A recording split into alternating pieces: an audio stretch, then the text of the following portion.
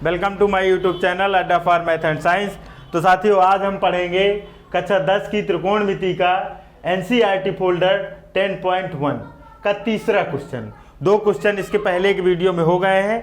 तीसरे क्वेश्चन में हमको दिया है साइन ए इक्वल टू 3/4 यानी साइन ए इक्वल टू 3/4 हो तो कास ए और टैन ए के मान ज्ञात कीजिए।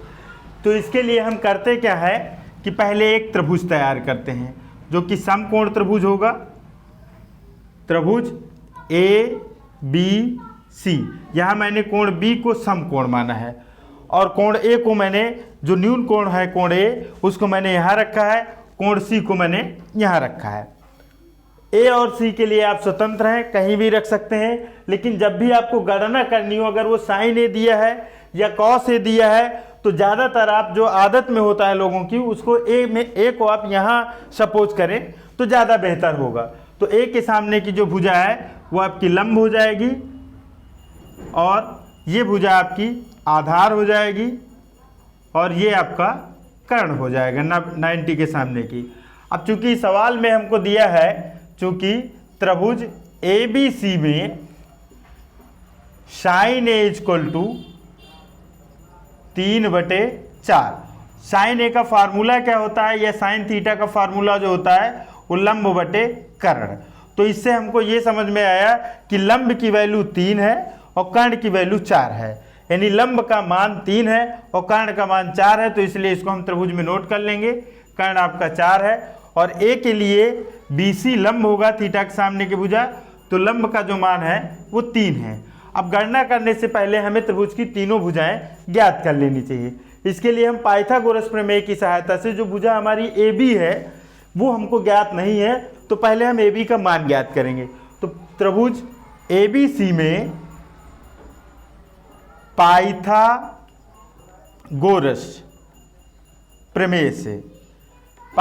प्रमेय से कर्ण स्क्वायर बराबर लंब स्क्वायर प्लस आधार स्क्वायर।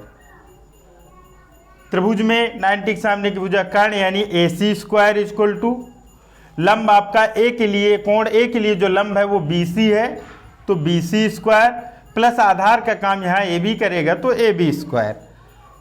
AC का वैल्यू हमारे पास दिया है 4 सवाल में, तो 4 का स्क्वायर कर देंगे। BC का वैल्यू 3 दिया है, 3 का स्क्वायर कर देंगे। AB स्क्वायर हमको पता करनी है, तो 4 के स्क्वायर का मतलब 4 चौको 16 और 3 के स्क्वायर का मतलब 3 त्रिकाई 9 प्लस AB स्क्वायर। इसका हम पक्षांतर कर लेंगे तो 16 - 9 बराबर AB स्क्वायर। तो AB स्क्वायर बराबर हो जाएगा, ये 16 में 9 घट जाएंगे यानी माइनस हो जाएंगे, तो ये 7 बच जाएगा। तो AB बराबर हो जाएगा आपका √7।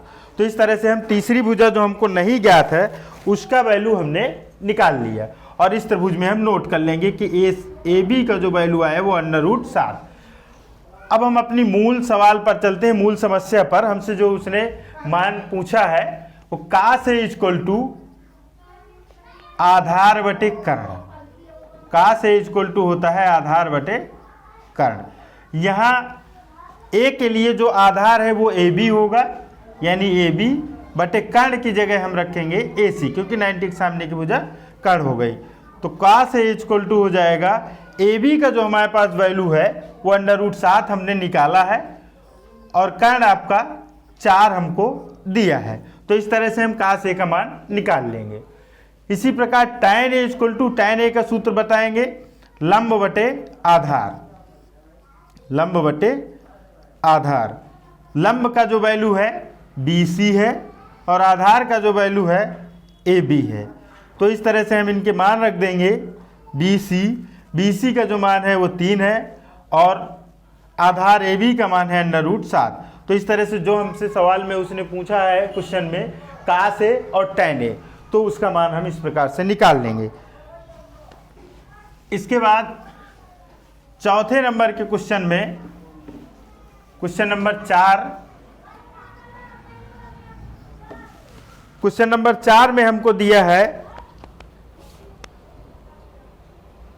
15 काट ए बराबर 8, 15 कॉट ए बराबर 8 यदि 15 काट ए बराबर 8।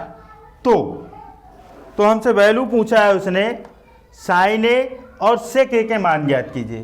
तो सेक ए व साइन ए के मान क्या होंगे। तो इसको सॉल्व करने के लिए सबसे पहले हम एक त्रिभुज बनाएंगे, समकोण त्रिभुज। ठीक है, समकोण त्रिभुज बनाने के समय जिस कोण को वो दे रखा है सवाल में, ए को दे रखा है हमें कॉट ए, तो कॉट ए में यानी ए जो कोण है आपका उसको आप यहां डाल दीजिए। क्योंकि उसने ये नहीं बोला सवाल में कि कौन सा कोण समकोण है, इसलिए ए को हम यहां अपनी सुविधा अनुसार डाल लेंगे और बी यहां डाल देंगे, सी यहां डाल देंगे। बी सी आप कहीं भी डाल सकते हैं। चूंकि त्रिभुज ए बी सी में 15 कॉट ए बराबर 8, इसको हम त्रिभुज एबीसी के रिस्पेक्ट में देखेंगे कि ये एबीसी त्रिभुज का ही वैल्यू है काट ए का। तो कॉट ए बराबर हो जाएगा, कॉट ए बराबर 8/15। अब हम काट ए का फार्मूला जानते हैं आधार बटे लंब, तो यहां पे हम आधार बटे लंब लिख देंगे। इससे हमको ये पता चल रहा है कि जो आधार है ए के लिए लंब होगा आपका BC और आधार होगा आपका AB। शेष जो AC भुजा है 90 के सामने की वो कर्ण होगी। तो इसमें आधार का मान हमारे पास 8 है, इसलिए हम AB हमारा आधार है तो आधार को हम 8 कह देंगे। और लंब की जगह यहाँ पर 15 है, तो A के लिए लंब आपका BC है, इसलिए लंब को हम BC को 15 मान लेंगे। अब पाइथागोरस प्रमेय लगा करके सबसे पहले कर्ण यानी भुजा AC को निकाल लेंगे। तो पाइथागोरस प्रमेय से, पाइथागोरस